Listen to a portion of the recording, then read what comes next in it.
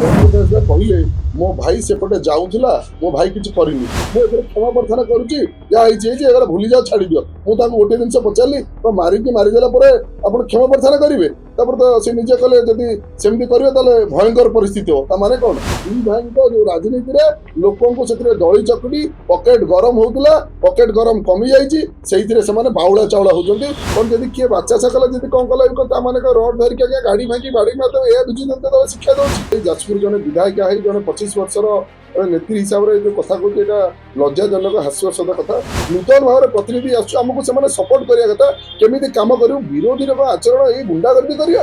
ପ୍ରଥମେ ତ ମୁଁ ଆପଣମାନଙ୍କୁ ଜଣେଇଦେବାକୁ ଚାହୁଁଛି, ଜଣେ ଲୋକ ପ୍ରତିନିଧି ହିସାବରେ କି ଗୋଟେ ସାଧାରଣ ଜନତାଟେ ହଉ, ଯେତେବେଳେ ଗୋଟେ ଅଫିସ କି ଯାଏ, ସେ କଲେକ୍ଟର ଅଫିସ ହଉ, ଡିଡିଏମ୍ ଅଫିସ ରାତି 7ଟାରେ 6:30 ଯାକେ ଖୋଲା ରହେ ନା ନାହିଁ, ମାନ୍ୟବର ବିଧାୟକ ଜାଣିବା ଦରକାର। ସେ ବି 50 ଥର ସେ ମିଟିଂ ଆଟେଣ୍ଡ କରିଛନ୍ତି।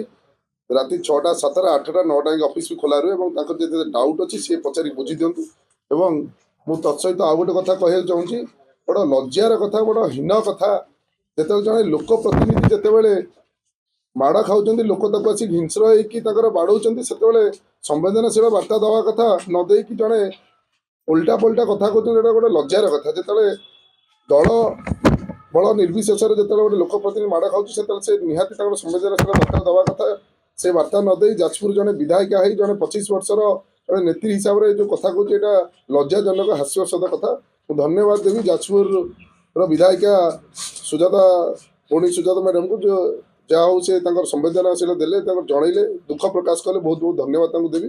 ମୁଁ ଗଣତନ୍ତ୍ରରେ ଗୋଟିଏ କଥା କହିବି, ଯେତେବେଳେ ଗୋଟେ ଲୋକ ପ୍ରତିନିଧି ହଉ, ସାଧାରଣ ଜନତାଟେ ହଉ, ଯେତେବେଳେ ରାସ୍ତାରେ ଯାଉଥିବ, ତାଙ୍କ ଉପରେ କିଛି ଏମିତି ଆକ୍ରୋଶ ଭାବରେ ଯେତେବେଳେ ମାଡ଼ ମରାଯାଏ, ସବୁ ଜିନିଷ କରାଯାଏ, ସେଥିରେ ଆମେ ନିଶ୍ଚୟ ଆଇନର ଦ୍ୱାରସ୍ଥ ହୁଅନ୍ତି, ଏବଂ ଆଇନ ଦ୍ୱାରସ୍ଥରେ ଆଇନ ତା ବାଟରେ ଠିକ କାମ କରେ, ଆଇନ ତା ବାଟରେ ଠିକ କାମ କରୁଛି। ତେଣୁ ମୁଁ ଏ କଥାକୁ ଯୋଉ ବିଧାୟିକା କହିଲେ, ବିଞ୍ଜାରପୁରର ବିଧାୟିକା ପ୍ରମିଳା ମ୍ୟାଡାମ ଯୋଉ କଥା କହିଲେ, ଏ କଥାକୁ ମୁଁ ନିନ୍ଦା ପ୍ରକାଶ କରୁଛି।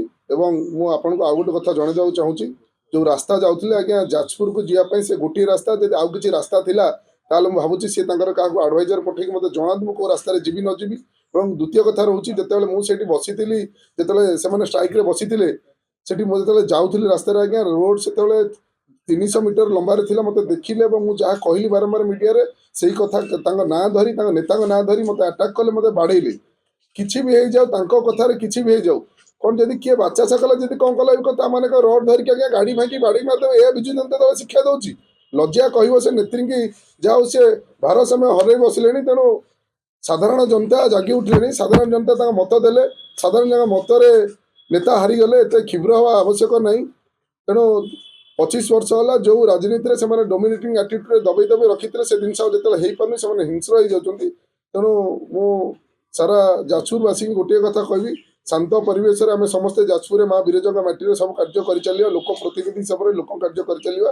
ତେଣୁ ମୁଁ ଆପଣଙ୍କ ନ୍ୟୁଜ୍ ଚ୍ୟାନେଲ ମାଧ୍ୟମରେ ବିଧାୟିକା ବିଞ୍ଜାରପୁରକୁ ଗୋଟିଏ କଥା କହିବି, ଆମେ ଦଳ ବଳ ନିର୍ବିଶେଷରେ ସମସ୍ତେ ଲୋକ ପ୍ରତିନିଧି, ଜଣେ ଲୋକ ପ୍ରତିନିଧି ଉପରେ ଯେତେବେଳେ ଏମିତି କାର୍ଯ୍ୟ ହେଉଛି, ନିଶ୍ଚୟ ତାଙ୍କର ସମ୍ବେଦନଶୀଳ ମୁଁ ଆଶା ରଖୁଥିଲି। ଏଭଳିଆ କାର୍ଯ୍ୟକୁ ମୁଁ ତୀବ୍ର ନିନ୍ଦା କରୁଛି। ଯାହା ହଉ, ବହୁତ ବହୁତ ଧନ୍ୟବାଦ ଦେବି। ସେ କେତେବେଳେ ଦେଖିଲେ 200 ଲୋକ ଆସିଲେ, ଆଜ୍ଞା ମାଡ଼ ଖାଇଗଲେ, କେତେ ଲୋକ ଥିଲେ ସେତେବେଳେ ଗଣି ପାରିଲେନି? ମୁଁ ଯେତେବେଳେ ଘରୁ ବାହାରିଲି ସେ ଜିନିଷ ଗଣି ପାରିଲେନି? 200 ଲୋକ କେତେବେଳେ ଆଜ୍ଞା ଆସିଲେ? ମତେ ଯେତେବେଳେ ବାଡ଼ଉଥିଲେ କେତେ ଲୋକ ଥିଲେ ସେଟା ଦେଖିପାରିଲେନି? ବା କହୁଛି ବାରମ୍ବାର ନିନ୍ଦାର କଥା ଆଜ୍ଞା, ଯେତେବେଳେ ମାଡ଼ ଖାଇଲି, ସାଧାରଣ ପବ୍ଲିକ ଆସିଲେ, ଛିଡା ହେଲେ, ତାଙ୍କୁ 200 ଲୋକ ଆସିଲେ କି 2000 ଲୋକ ଆସିଲେ, ସେତେବେଳେ ଜାଣିପାରିଲେ ତା ପୂର୍ବରୁ ଥିଲେ, ପରେ ଥିଲେ? ସ୍ୱାଭାବିକ କଥା। ଯେତେବେଳେ ମୁଁ ଲୋକଙ୍କ ଦ୍ୱାରା ମାଡ଼ ଖାଉଥାଏ, ମୋ ଗାଡି ମାଡ଼ ହଉଥାଏ, ଲୋକ ମାଡ଼ି ଆସିଲେ, ଲୋକ ବଞ୍ଚିବା ପାଇଁ ପାଖରୁ 200 ଲୋକ କି 300 ଲୋକ କି 100 ଲୋକ ଆସିଲେ, ମୁଁ ବି ଜାଣି ଲୋକ ଆସିକି ସେ ଛିଡା ହେଲେ, ଏଇଟା ଗୋଟେ ହାସ୍ୟାସ୍ପଦ କଥା। ଲୋକ ପ୍ରତି ମାଡ଼ ଖାଉଛନ୍ତି, ମାଡ଼ ଖାଇଲା ବେଳେ ଲୋକ ଆସିକି ଛିଡା ହେଲେ, ତ 200 ଲୋକ ମୁଁ ଧରିକି ଆସିଲି ଆଜ୍ଞା, ଏଇଟା କଣ ସିଏ ଆଗରୁ ଯୁଆଡେ ଯାଇଛନ୍ତି ଦେଖିଛୁ, ମୁଁ କେବେ 200 ଲୋକ ଧରିକି ଆସେ ନା 200 ଲୋକ ଧରି ଆସିଲି? ଏଟାକୁ କଥାଟାକୁ ଅଲଗା ଆଡେ ମୋଡ ଦେଇ ଗୋଟେ ରୋଚକ ପରିସ୍ଥିତି କରୁଛନ୍ତି, କିଛି ମାଇଲେଜ ନେବା ପାଇଁ, ଯୋଉଟା ସତ୍ୟ କେବେ ଛୁପି ରହିବନି। ତେଣୁ ସାଧାରଣ ଜନତା ତାର ଜବାବ ଦେଇଛନ୍ତି, ସାଧାରଣ ଜନତା ତାର ଜବାବ ଦେବେ। ଏବଂ ମୋର ବିରଜା ପ୍ରକଳ୍ପ, ସେ ଯୋଉ ଆପଣଙ୍କର ହାଟ, ତାପରେ ମୋର କୌଣସି ମନ୍ତବ୍ୟ ନାହିଁ। ମୁଁ ଆଗରୁ ଆପଣମାନେ ଦେଖିଥିବେ, ମୁଁ କେବେ କୌଣସି ମନ୍ତବ୍ୟ ନ୍ୟୁଜ ମିଡିଆ ଦେଇନଥିଲି। ଯାଜପୁରର ତାଙ୍କ ମନ୍ତବ୍ୟ, ସେ ତାଙ୍କ କାର୍ଯ୍ୟରେ ଚାଲୁ। ସେ କାର୍ଯ୍ୟ ମୁଁ ଜାଣି ସାରିଲା ପରେ ଯେତେବେଳେ ମୁଁ ବୁଝିଲି, ଯେତେବେଳେ ବିରଜା ପ୍ରକଳ୍ପକୁ ଭାରତୀୟ ଜନତା ପାର୍ଟି ହିସାବରେ ସମସ୍ତେ କହୁଛନ୍ତି ସେ ପ୍ରକଳ୍ପ ଯାହା ଚାଲିଛି ଆହୁରି ଭଲ ହେବାର ଦରକାର ଏବଂ ଭାରତୀୟ ଜନତା ପାର୍ଟି ସରକାର ଆହୁରି ତାକୁ ଭଲ ଭାବରେ ସେ ପ୍ରକଳ୍ପ କରାଯିବ। ପ୍ରକଳ୍ପ ବନ୍ଦ ପାଇଁ କେହି ଜଣେ ବି ତାକୁ ଅପୋଜ କରୁନାହାନ୍ତି ଏବଂ ହାଟ ଯୋଉ କଥା କହିଲେ ସେ ହାଟ ଚାଷୀମାନେ ଯୋଉଠି ଚାହିଁବେ ସେ ହାଟ ହବ। ସେଥିରେ ଇଏ କାହିଁ ତ ତତ୍ପର ହଉଛନ୍ତି, ଇଏ କାହିଁ ତ ଗୁଣ୍ଡାମି କରୁଛନ୍ତି। ଆପଣମାନେ ସମସ୍ତେ ଦେଖିଥିବେ ବିଗତ କାଲି ପହରଦିନ ଯୋଉ ହାଟରେ ପଶି ଯୋଉ ଗୁଣ୍ଡାଗର୍ଦି କରି ବାଡାବାଡି କରି ଫୋପାଡ଼ିଲେ ଏବଂ ସେଇ ଲୋକକୁ ଆଜି ଡରେଇ ଧମକେଇ ପୁଣି ଏଫଆଇଆର ଦେଲେ, ଏଫଆଇଆର ଉଠିଲେ। ଏସବୁ ତ କାହାଣୀ ହଉଛି, ଆପଣ ଦେଖିପାରୁଥିବେ। ଏଥିରେ ମୋର କିଛି କହିବାର କିଛି ଆବଶ୍ୟକ ନାହିଁ। ଆପଣମାନେ ଦେଖିପାରୁଥିବେ ଯୋଉ ଲୋକ କେସ୍ ଦେଲା ପୁଣି ତାକୁ ବୁଝେଇ ବାଝେଇ ତାକୁ ଧରେ ଗୁଣ୍ଡା କରି ସେ ଲୋକ ଥରୁଛି ପୁଣି ଆସେ। ଏସବୁ ବିଜୁ ଜନତା ଦଳର କାର୍ଯ୍ୟ ଏମିତି ଏଇ ସବୁ କାର୍ଯ୍ୟ କରନ୍ତି। ଆଜ୍ଞା 6:30 ହେଇଥିଲା, 6:30 ହେଇଥିଲା, 7:40 ହେଇନଥିଲା। 6:30 ପରେ ସେମାନେ ମୋ ଉପରେ ଆଟାକ୍ କରିଥିଲେ। ତେଣୁ 6:30 ରାତି 8ଟା 9ଟା ଆଜ୍ଞା କଲେକ୍ଟର ଅଫିସ ଖୋଲାଯାଏ, ଡିଡିଏମ୍ ଅଫିସ ଖୋଲାଯାଏ। ତେଣୁ ସମସ୍ତେ ଅଫିସର ରାତି 7ଟା 8ଟା 9ଟା ଆପଣମାନେ ଯୋଉ ସାମ୍ବାଦିକ ଅଛନ୍ତି ଦେଖିଛନ୍ତି, ସେକ୍ରେଟାରୀଠୁ ନେଇକି କଲେକ୍ଟର ଅଫିସ ରାତି 7ଟା 8ଟା 9ଟା ଖୋଲା ରହେ। ତ ତାଙ୍କର ଯଦି ଏତେ ଡାଉଟ୍ ହେଉଛି ସେ ଡିଡିଏମ୍କୁ ପଚାରି ପାରନ୍ତି, ବୁଝିପାରନ୍ତି କ'ଣ ପାଇଁ ଯାଇଥିଲି। ଏବଂ ଆପଣ ପ୍ରମିଳା ମ୍ୟାଡାମଙ୍କୁ ପଚାରିବେ ସେ କ'ଣ 4ଟା ବେଳେ ଘରେ ଶୋଇପଡ଼ନ୍ତି, ନା 5ଟା ବେଳେ ଶୋଇପଡ଼ନ୍ତି, ନା 6ଟା ବେଳକୁ ଅଫିସକୁ ଯାଇନାହାନ୍ତି, ନା 7ଟା ବେଳେ ଥାର୍ଡ ଫ୍ଲୋରରେ ବସିନାହାନ୍ତି, ନା 9ଟା ବେଳେ ସେକ୍ରେଟାରୀ ଅଫିସରେ ବସିନାହାନ୍ତି, ନା 10ଟା ବେଳେ ବିଭାଗୀୟ ସଚିବ ଅଫିସରେ ବସିନାହାନ୍ତି। ଏଗୁଡ଼ା ସବୁ ଛୋଟ ଛୁଆ ଭଳିଆ ବାଚାଳିକ କଥାବାର୍ତ୍ତା। ତେଣୁ ମୁଁ ଭାବୁଛି ପ୍ରତିନିଧିତ୍ୱ ହିସାବରେ ଜଣେ ପ୍ରତିନିଧିକି ସାହାଯ୍ୟ କରି କେମିତି ଶାନ୍ତିପୂର୍ଣ୍ଣ ଭାବରେ ଯାଜପୁରରେ କାମ କରେ ତାପରେ ଆଲୋଚନା କଲେ ଭଲ ହବ। ଏଇ ଯୋଉ ଜିନିଷକୁ ଖୋଳି ତାଡ଼ି ଏ କଲେ ଲୋକ ଦେଖୁଛନ୍ତି, ଲୋକ ପାଖରେ ନିନ୍ଦନୀୟ ଘଟଣା। ତାହେଲେ ଯୋଉ ମୋ ଗାଡିଟା ଯୋଉ ମାଡ଼ ହେଲା, ଗାଡି ଯୋଉ କାଚ ଭାଙ୍ଗିଛି, ଗାଡି ଆଗ କାଚ ଫାଟିଛି, ପଛ କାଚ ଭାଙ୍ଗିଛି, ଗାଡି ଯୋଉ ପଥର ମାଡ଼ ହେଇଛି, ତାହେଲେ ସେଟା କ'ଣ ଶୂନ୍ୟରୁ କ'ଣ ଭଗବାନ କୁଆ ପଥର ପକେଇଦେଲେ? ଲଜ୍ଜା ଲାଗୁଛି ଏ କଥା ଶୁଣିବା ପାଇଁ। ଆଜ୍ଞା ମୁଁ ସ୍କ୍ରାପଟା ମୋ ଗାଡିରେ କେତେଟା ରଖୁଛି, କୋଉଠି ଓହ୍ଲେଇଲା ପୁଣି କାଢିକି ପକେଇ ତାକୁ ଭିଡିଓ କରିକି ପ୍ରମିଳା ମ୍ୟାଡାମଙ୍କୁ ପଠେଇଥାନ୍ତି। ମୁଁ କହୁଛି ଲଜ୍ଜା କଥା।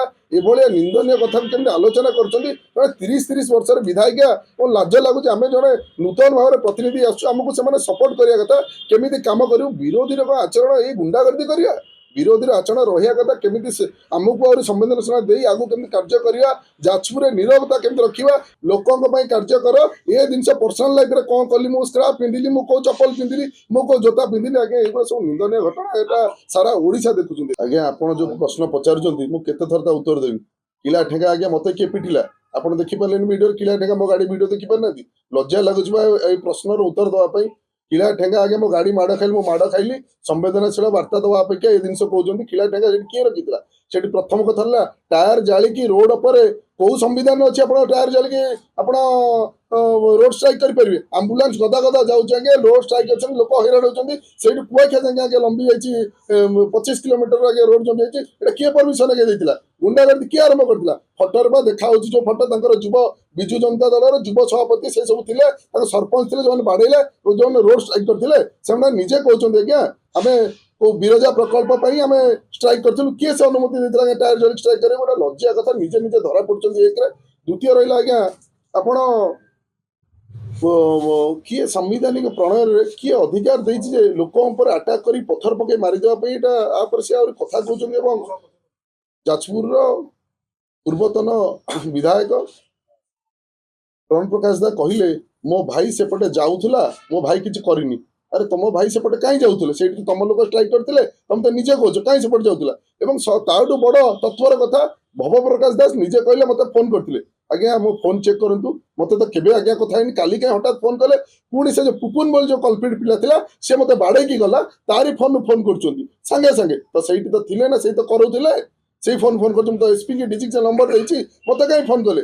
ମୁଁ ଏଥିରେ କ୍ଷମା ପ୍ରାର୍ଥନା କରୁଛି, ଯାହା ହେଇଛି ହେଇଛି, ଏଗୁଡ଼ା ଭୁଲି ଯାଅ, ଛାଡିଦିଅ। ମୁଁ ତାଙ୍କୁ ଗୋଟିଏ ଜିନିଷ ପଚାରିଲି, ତ ମାରିକି ମାରିଦେଲା ପରେ ଆପଣ କ୍ଷମା ପ୍ରାର୍ଥନା କରିବେ? ତାପରେ ତ ସେ ନିଜେ କଲେ ଯଦି ସେମିତି କରିବେ ତାହେଲେ ଭୟଙ୍କର ପରିସ୍ଥିତି ହବ। ତା ମାନେ କ'ଣ ଆଜ୍ଞା? ଖୋଲା ଖୋଲି ଗୁଣ୍ଡାରା ଚାଲିଛି। ଏମାନେ ମିଛୁଟାରେ, ମୁଁ ଏବେ ଜାଣିବାକୁ ପାଇଲି, ବିରଜା ପ୍ରକଳ୍ପ ନାଁ ଉଠେଇକି ଲୋକଙ୍କୁ ଭଣ୍ଡୁଆମି କରୁଛନ୍ତି। ଦି ଭାଇଙ୍କ ଯୋଉ ରାଜନୀତିରେ ଲୋକଙ୍କୁ ସେଥିରେ ଦଳି ଚକଟି ପକେଟ ଗରମ ହଉଥିଲା, ପକେଟ ଗରମ କମି ଯାଇଛି, ସେଇଥିରେ ସେମାନେ ବାଉଳା ଚାଉଳ ହଉଛନ୍ତି। ମୁଁ ବାରମ୍ବାର ଗୋଟେ କଥା କହିବି, ଶାନ୍ତିପୂର୍ଣ୍ଣ ଯାଜପୁରରେ ଶାନ୍ତି ଭାବରେ କାର୍ଯ୍ୟ କରନ୍ତୁ। ଆପଣ ମାନଙ୍କର ଯୋଉ ଗୁଣ୍ଡାଗର୍ଦି ଚାଲିଥିଲା, ଆଗକୁ ସେ ଗୁଣ୍ଡାଗର୍ଦି ଚାଲିବନି। ଲୋକ ଜାଣିଗଲେନି, ତମକୁ ସେ ଯୋଉ ଶାସନ ଭାରରୁ ହଟେଇ ଦେଲେ। ଶାନ୍ତିପୂର୍ଣ୍ଣ ଏବେ ବି କହୁଛୁ, ବିଞ୍ଜାରପୁର ବିଧାୟିକାଙ୍କୁ ଆସନ୍ତୁ, ମିଳିମିଶି ଯାଜପୁର ଉନ୍ନତି କରିବା, କାର୍ଯ୍ୟ କରିବା। ଏଠି ଜଣେ ଲୋକ କି ଦି ଭାଇ ନ କୁହନ୍ତୁ ବାରମ୍ବାର ମୋ ଯାଜପୁର, ଆମେ ଯାଜପୁର ହିଁ କରୁଛୁ। ଆଜ୍ଞା ଯାଜପୁର ସମସ୍ତଙ୍କର 7ଟାଙ୍କ ନିର୍ବାଚନ ମଣ୍ଡଳୀର ପ୍ରତିନିଧିତ୍ୱ ନେଉଥିବା, ହାରି ଯାଇଥିବା ପ୍ରତ୍ୟେକଟି ଜନସାଧାରଣଙ୍କର ଯାଜପୁର। ଆମେ ସମସ୍ତେ ମିଶିକି ଯାଜପୁର ଉନ୍ନତି କରିବା। ଯାଜପୁର କାହାର ପୈତୃକ ସମ୍ପତ୍ତି ନୁହେଁ। ଯାଜପୁରକୁ ବାରମ୍ବାର ଯୋଉ କହୁଛନ୍ତି ମୋ ଯାଜପୁର, ଭୁଲି ଯାଆନ୍ତୁ ଆଜ୍ଞା। ଏବେ ସମସ୍ତେ ଯାଜପୁର, ପ୍ରତ୍ୟେକଟି ଲୋକର ଯାଜପୁର, ପ୍ରତ୍ୟେକଟି ଲୋକ ଯାଜପୁରର ଡେଭଲପ ପାଇଁ ଚିନ୍ତା କରୁଛନ୍ତି। କେବଳ ସିଏ ଚିନ୍ତା କରୁନାହାନ୍ତି, ଏରା ସବୁ ଭ୍ରମଉଛନ୍ତି ଲୋକଙ୍କୁ ନିଜ କଳକାରଖାନା ଚଲେଇବା ପାଇଁ ଏ ଜିନିଷ ସବୁ ଚଲେଇଛନ୍ତି। ମୁଁ ବାରମ୍ବାର କହିଛି ପୋଲିସ ଯୋଉ ହିସାବରେ କାର୍ଯ୍ୟ କରିବ, ଠିକ କାର୍ଯ୍ୟ କରୁଛି, ଆଇନ ତା ବାଟରେ ଯିବ। ପୂର୍ବତନ ସରକାର ଆଇନ କି ବେଆଇନ ହିସାବରେ କାର୍ଯ୍ୟ କରାଉଥିଲା, ମନ ଇଚ୍ଛା ଆରେଷ୍ଟ କରାଉଥିଲା। ମୁଁ ତ ଭିକ୍ଟିମ ନିଜେ ବସିଛି, ମୋ ନାଁରେ 17 ଥର 20 କେସ୍ କରାଯାଇଛି।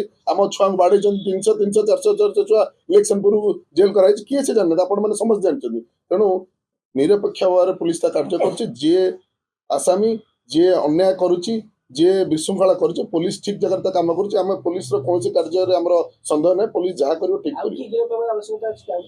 ଦେଖନ୍ତୁ ମୁଁ ବାରମ୍ବାର ଗୋଟେ କଥା କହିଆସୁଛି, ଯିଏ ଆଇନକୁ ଉର୍ଦ୍ଧ୍ୱରେ ଯାଇକି ଆଇନକୁ ଧରିକି ଅଶାନ୍ତ କରୁଛି, ସେ ଯିଏ ବି ହେଇନଥାଏ, ଯୋଉ ଦଳର, ଯୋଉ ଶ୍ରେଣୀର, ଯୋଉ ବର୍ଗର ଲୋକ ହେଇଥାଉ, ସମସ୍ତେ ଆଇନ ଅନୁଯାୟୀ ଦଣ୍ଡିତ ହେବେ। ଆମ ଆଇନ ମନ୍ତ୍ରୀ ବି ସେଇ ହିସାବରେ କହିଦେଇଛନ୍ତି। ତେଣୁ ସରକାର ତତ୍ପର ଅଛି ଶୃଙ୍ଖଳିତ ରଖିବା ପାଇଁ, ଲ ଆଣ୍ଡ ଅର୍ଡର ସିଚୁଏସନ କଣ୍ଟ୍ରୋଲ କରିବା ପାଇଁ।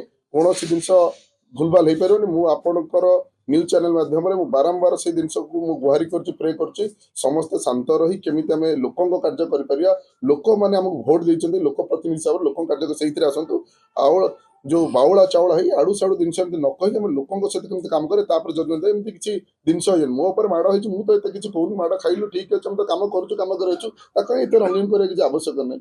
ମୁଁ ଧର୍ମଶାଳା ବିଧାୟକ ହିସାବରେ, ଭାରତୀୟ ଜନତା ପାର୍ଟିର ହିସାବରେ ମୁଁ କହୁଛି, ଏବଂ ଆମର ଦଳର ସଭାପତି, ଡିଷ୍ଟ୍ରିକ୍ଟ ସଭାପତି ଗୌତମ ଭାଇଙ୍କ ସେ ବି କହିଛନ୍ତି, ମୁଁ ବି କହୁଛି, ବିରଜା ପ୍ରକଳ୍ପ ଯାହା ଚାଲିଛି ଆମେ ସମସ୍ତେ ସେଥିରେ ସହମତ ଦଉଛୁ। ଏବଂ ଆମେ ସମସ୍ତେ ଆହୁରି କେମିତି ଅଧିକ ମା ବିରଜାଙ୍କ ପ୍ରକଳ୍ପ ହେଇପାରିବ, ଆମେ ସମସ୍ତେ ତା ପାଇଁ ଧ୍ୟାନ ଦେଇଛୁ। ଏବଂ ଆମର ମୋହନ ସରକାର, ଆମ ପ୍ରିୟର ମୁଖ୍ୟମନ୍ତ୍ରୀ ବି ଧ୍ୟାନ ଦେଇଛନ୍ତି। ବିରଜା ପ୍ରକଳ୍ପ ଯାହା ହେଇଛି, ବିରଜା ପ୍ରକଳ୍ପ ଆହୁରି ଅତି ଉନ୍ନତ ଶ୍ରେଣୀର ହେଇପାରିବ, ସେଟା ଆମେ ସମସ୍ତେ ତତ୍ପର ଅଛୁ ଏବଂ ପ୍ରଶାସନ ବି ତତ୍ପର ଅଛି। ତେଣୁ ଏସବୁ ଗୁମରା ଜିନିଷ ବନ୍ଦ କରନ୍ତୁ। ଲୋକଙ୍କୁ ଗୁମରା କରି ଅଯଥା ନିରୀହ ଲୋକଙ୍କୁ, ଆପଣମାନେ ଦେଖିପାରୁଥିବେ କିଛି ଦିନ ହେଲା ଶଙ୍ଖ ଭବନରେ କିଛି ଛୋଟ ଛୋଟ ଛୁଆଙ୍କୁ ରଖାଇକି ତାଲିମ ଦିଆହଉଛି। ଫେକ୍ ଆଇଡି ଖୋଲା ହେଇକି ସବୁ ଚଲା ହେଇଛି। ସେମାନେ ୟୁଟ୍ୟୁବର ଅଣା ହେଇକି ରଖାହେଇଛି।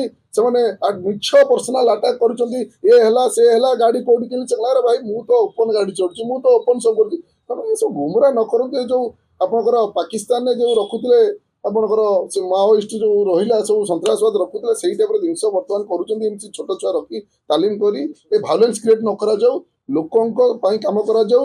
ଏଥିରେ ହାରି ଯାଇଥିବା ନେତା, ଜିତି ଯାଇଥିବା ନେତା, ଯିଏ ବି ହଉ, ସମସ୍ତେ ମିଶିକି କେମିତି ଓଡ଼ିଶାର ପ୍ରଗତି କରିବା ସେଇ ବିଷୟରେ ଧ୍ୟାନ ଦେବାଟା ବହୁତ ବହୁତ ଭଲ। ଧନ୍ୟବାଦ।